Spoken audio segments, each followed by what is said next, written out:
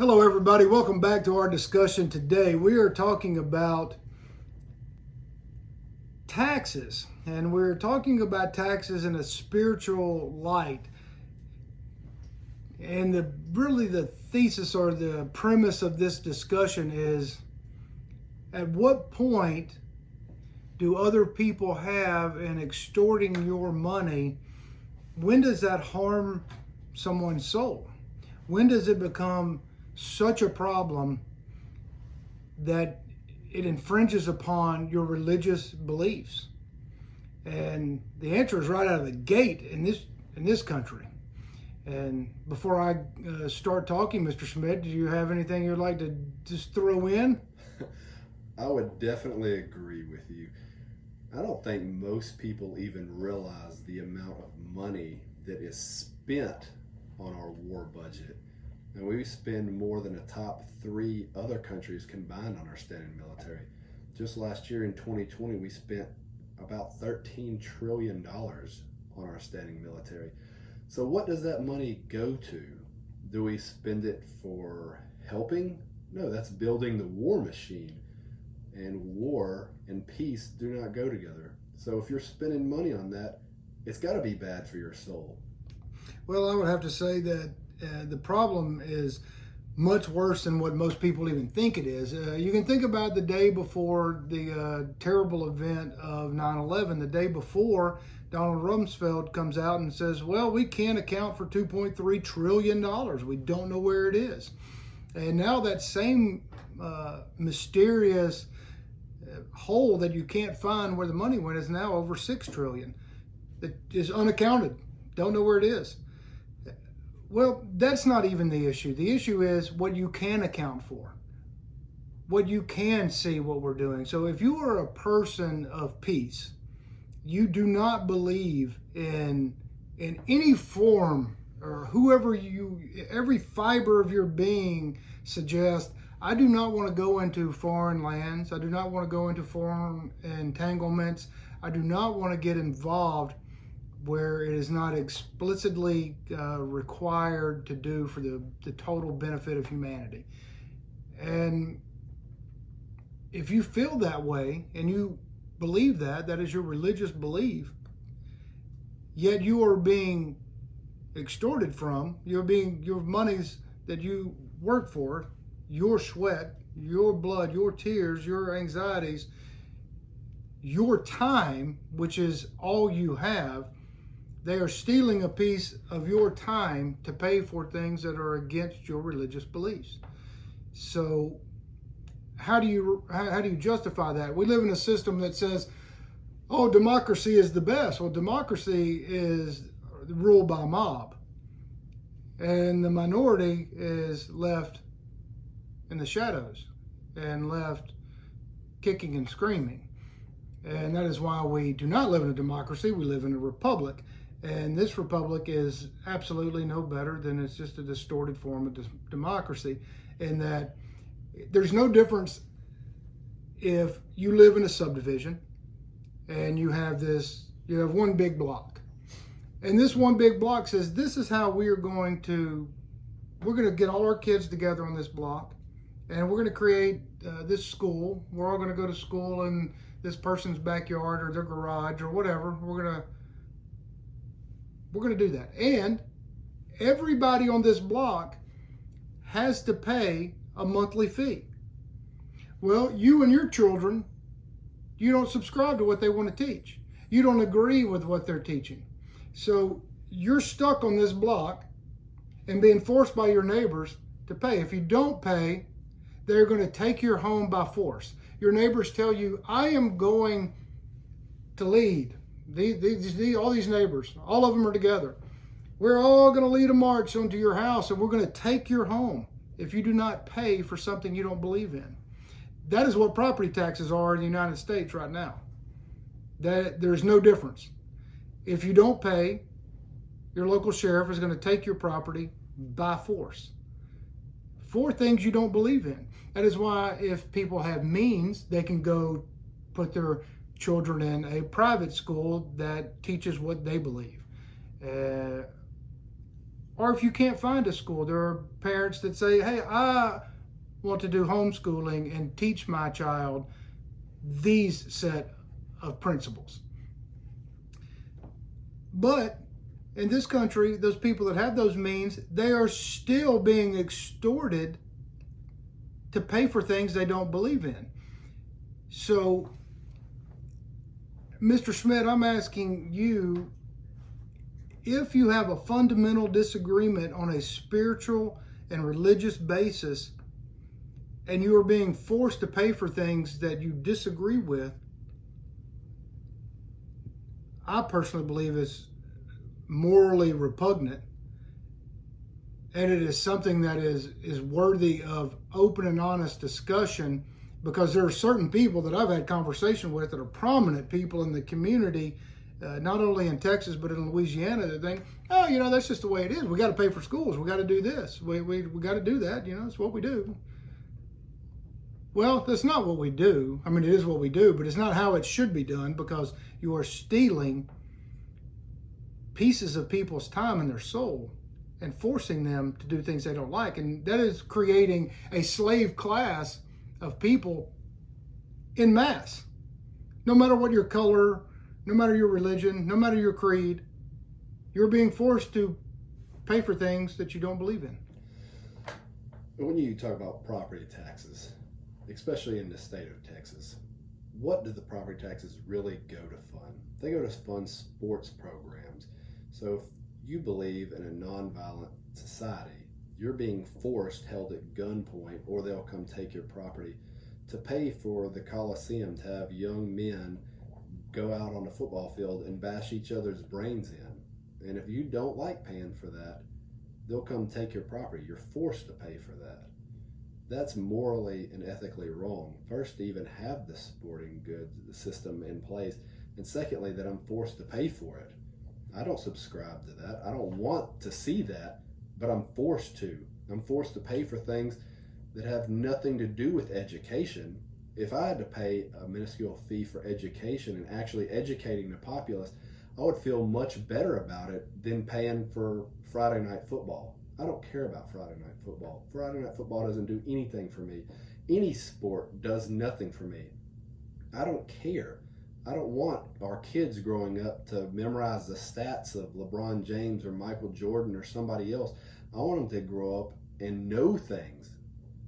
I want them to spread peace and love in the world, not, hey, let's perpetuate more violent culture.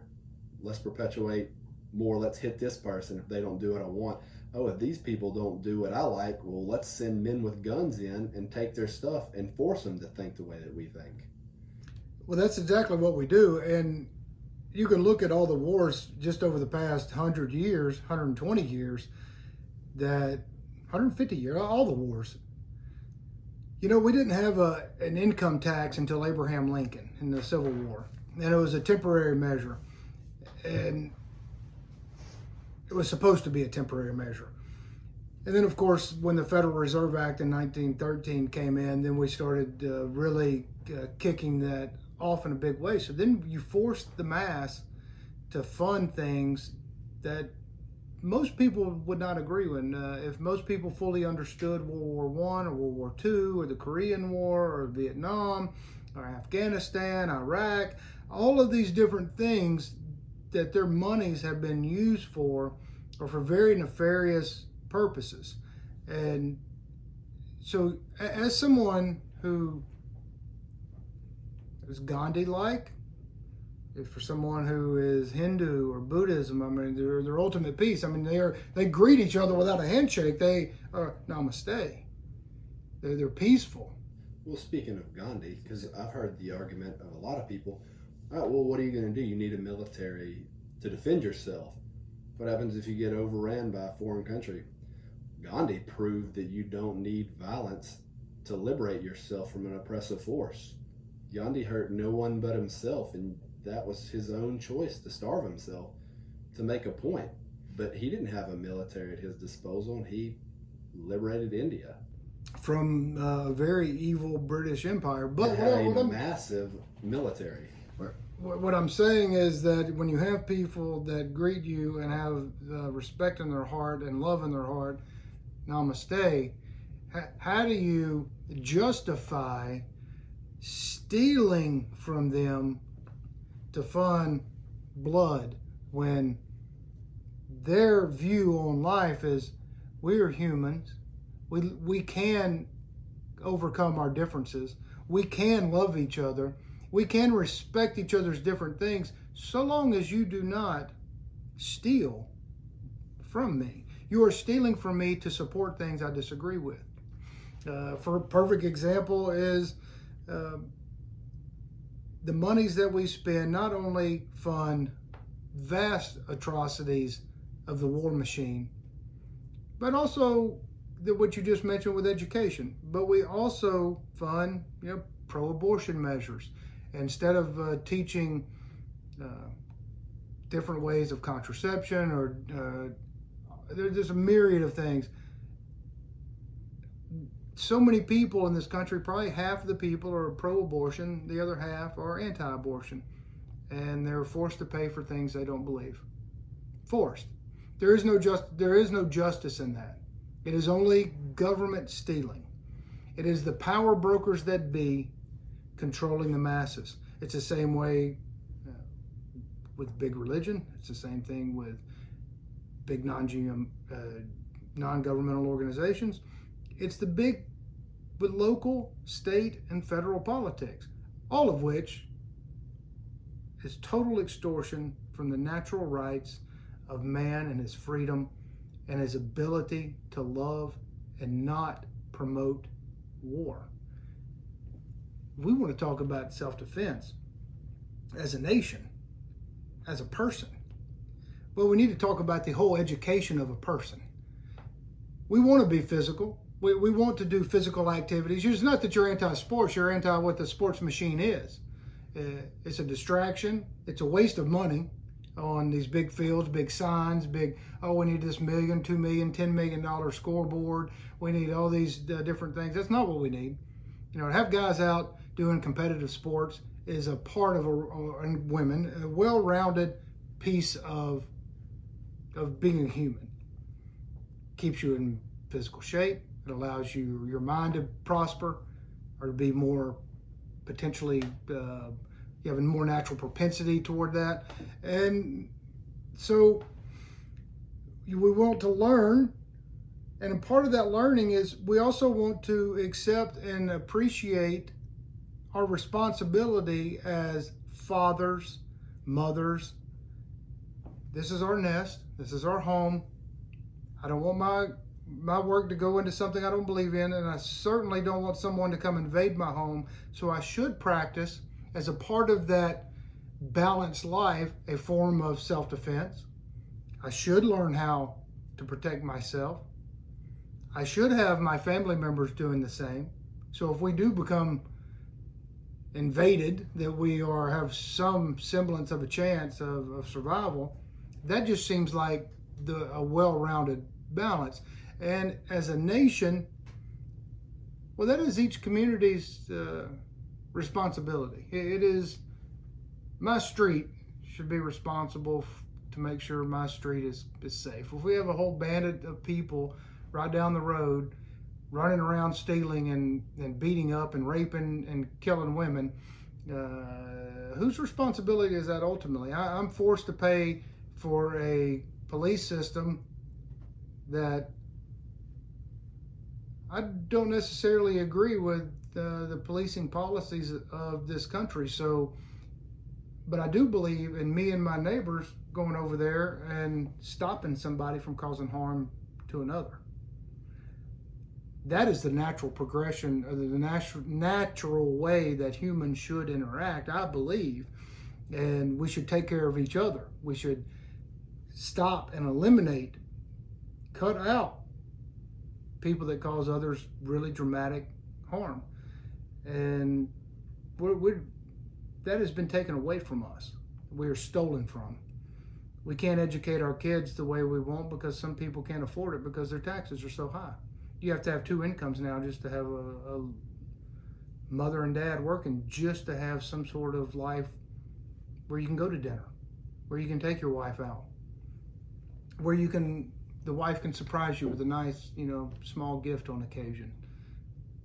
You can't do that in most cases, you can't do that without two incomes, because half of your income is going to fund things that you don't agree with. So why have this big divided system? When humans aren't divided, we may have different thoughts on different things. Fine. I'll let you live. You let me live. You don't steal from me. I don't steal from you. That is, in my view, that is God's rule. It should be. But then you get into the other argument of there's bad people out there, and bad people have a tendency of building up power and convincing other people to do atrocities in their name. Oh, for sure. It's exactly what happens. But that is the whole, we can't subscribe and build a utopia. No, you definitely can't. So you cannot. But it is people's responsibility to know. It is our responsibility to know that sugar is really bad for you. You probably shouldn't drink these big, well-known brands, because we know sugar accelerates cancer. Yeah, we know these things.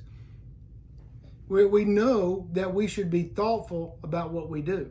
We know we should be cognizant about who we fund and how we fund it. We should know that as men in our prime, that if someone else is raping someone's wife right next door and we hear it, well, we know the event is over by the time you get the, serve and protect. They don't even call themselves that anymore. To come, they're law enforcement. By the time they're there, the act is over.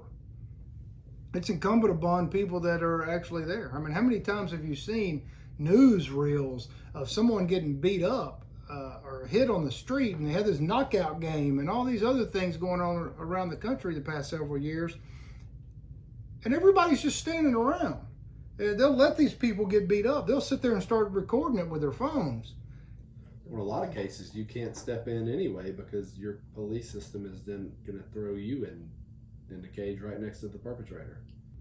Sure, and that is part of the whole idea of how can I not protect, an 80-year-old woman?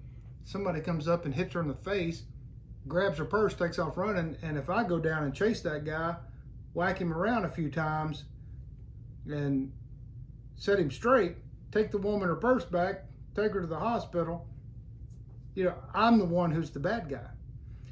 That's a whole system of funding that we are forced to pay for.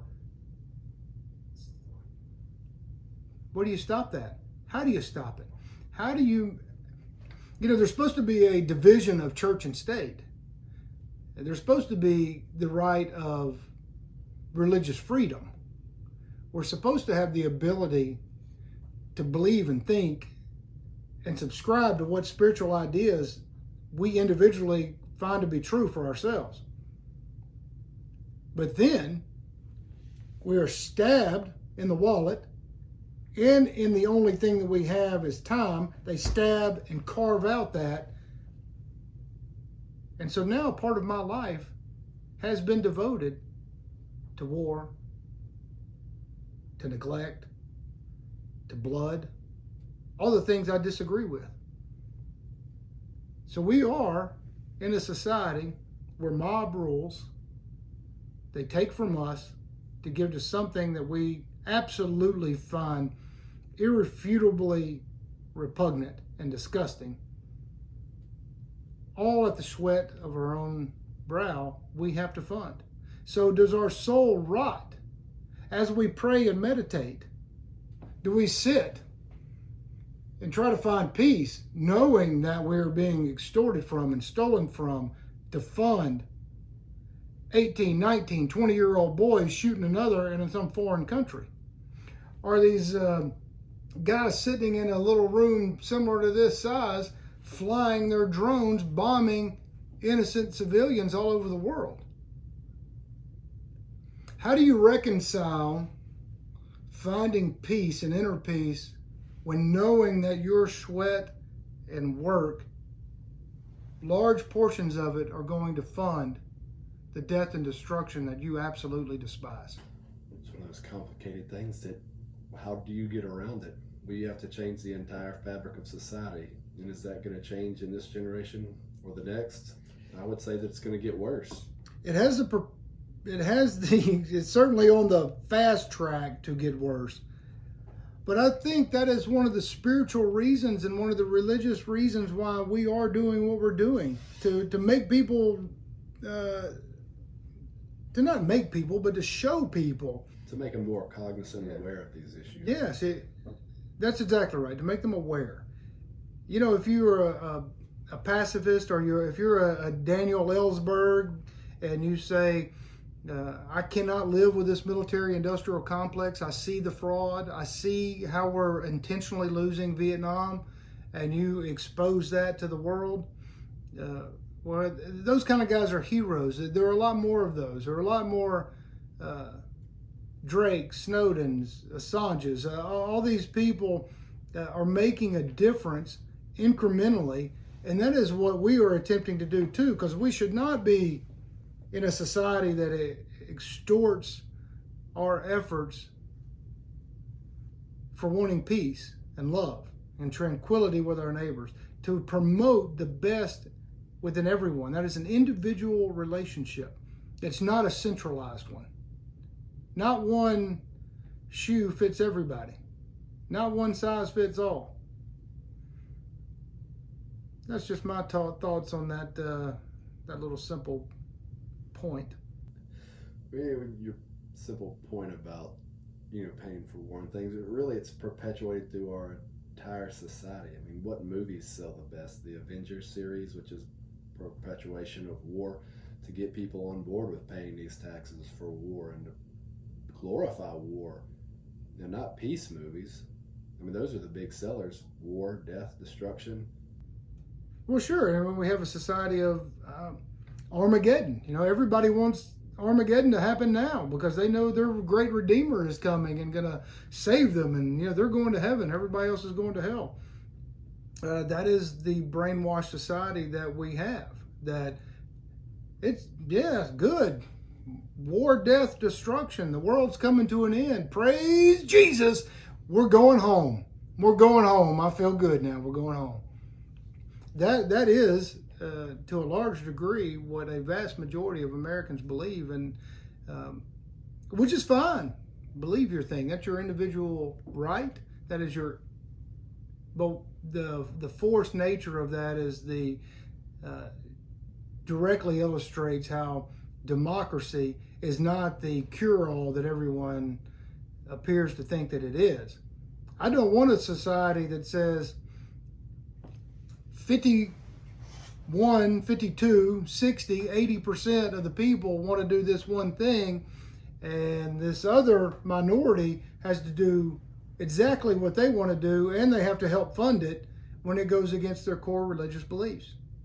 It's fundamentally flawed in the worst way of damaging, bruising, and destroying and burning souls.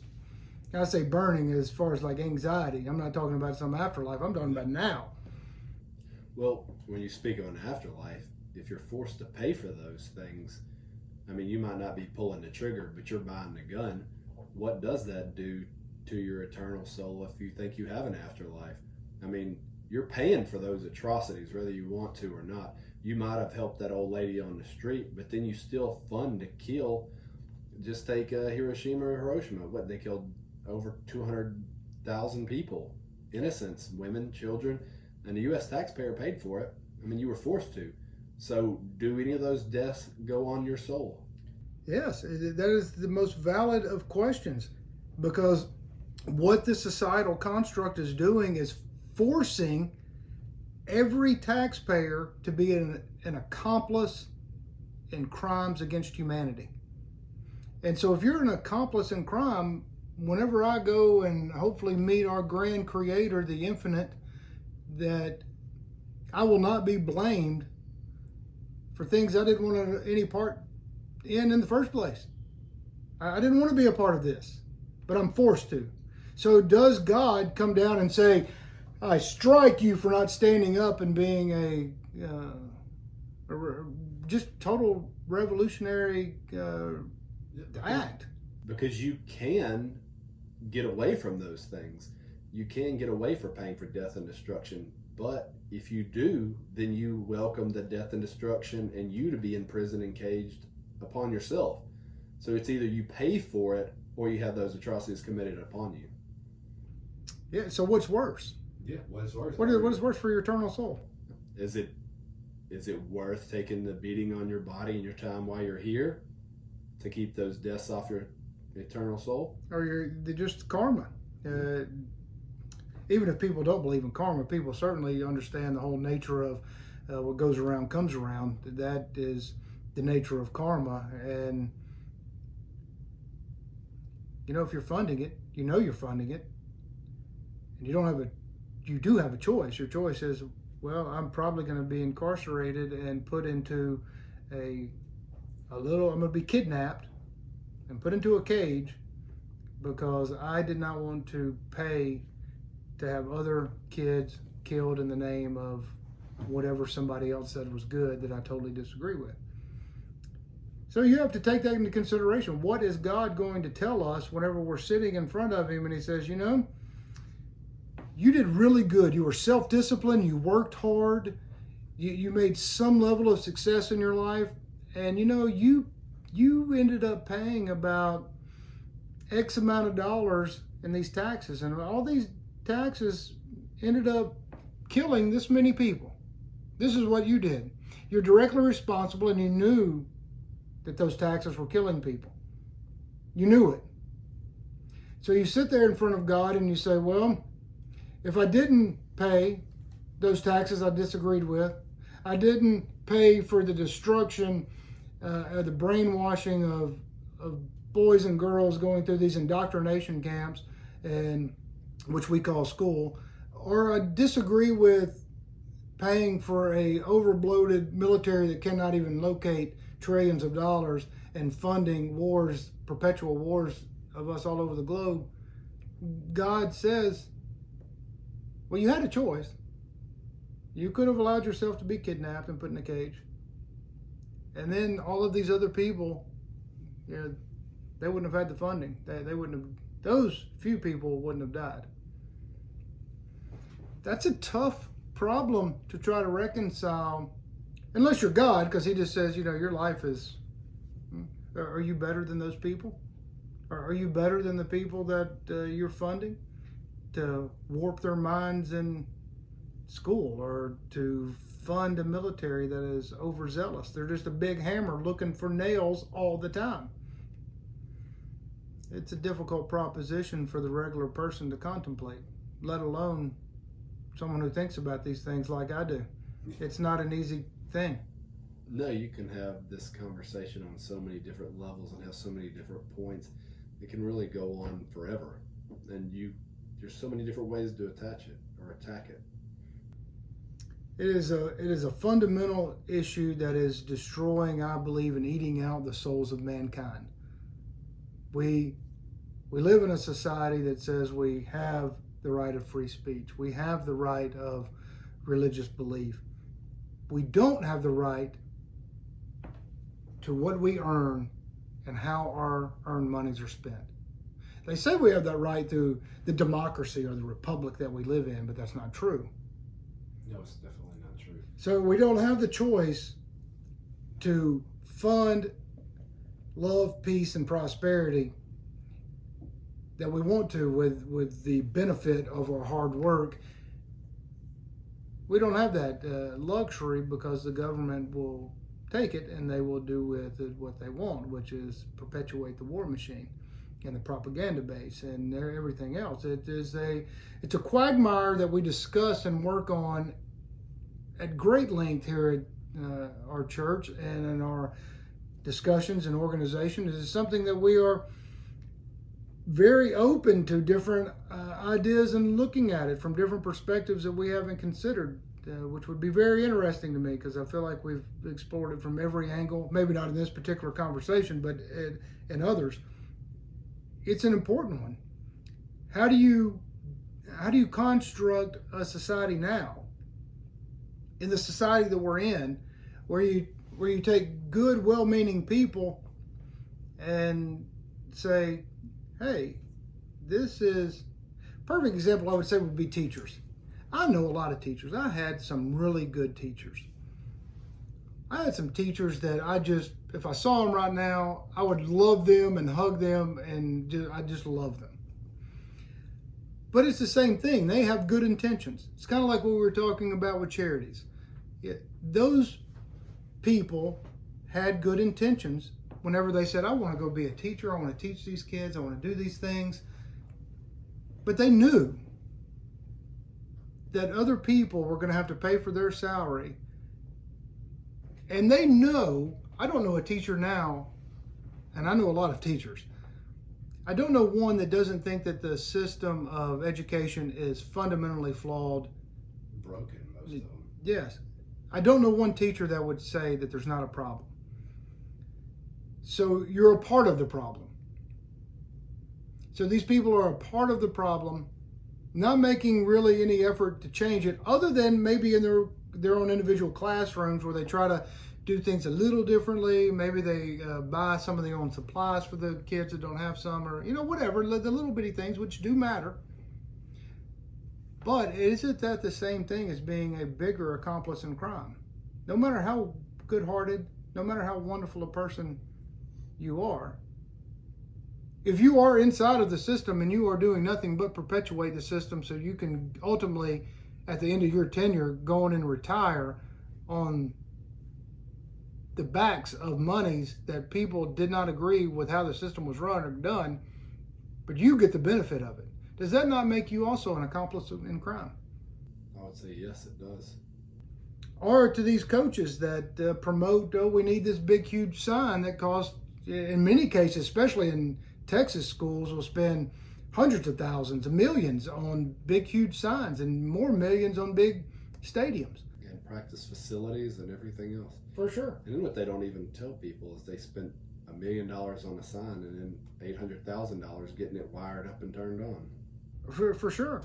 Is that necessary? Do I believe that? Do I believe that that is necessary for the benefit of those kids? And is it my responsibility to allow you to steal from me to pay for that? Whenever I know that my religious beliefs, I can fund other things. I can promote various arts. I can promote various reading programs. I can promote all sorts of spiritual meditation practices, all these things. But those monies are gone. They took them. And they take them from all of us. So we don't have that ability. Unless you're just mega wealthy, where you just have extra funds no matter what your taxes. And that's a whole different discussion and Another whole different conversation. But so anyway, there was my rant, sir, and that is the way I feel. I believe we are being, well, I don't believe, it's a fact, we're being extorted from in the worst of ways that destroy our souls. When we sit before God and He says, why did you not make a difference? Why did you allow it? Because if everyone, or at least 20%, 30%, 50% just said, hey, we're not funding this war anymore, we're not paying, well, the system would collapse. Yeah. Overnight. Well, it only took 1% of the populace to start the whole American Revolution. And only 3% even fought in it. Yeah. So, and most people thought it was such a revolutionary act, they disagreed with it. They did not want to leave London, their capital, in England, their mother country. We are the product of a revolution. I'm not suggesting revolution. I'm suggesting that we should really evaluate and rethink the forcing of other people to pay for things that you might believe in, but other people don't. Where does that abuse? Well, where do you draw that line in abusive nature? Just because you think it's great to take from somebody else to pay for your education system is not, that's not sound judgment. That's not sound judgment or justice. And that is not positive in any way. So on that note, Mr. Schmidt, I will let you close us out. Well, I hope you enjoyed my brother's so-called rant over there. And if you did, like us, subscribe, and have a good day.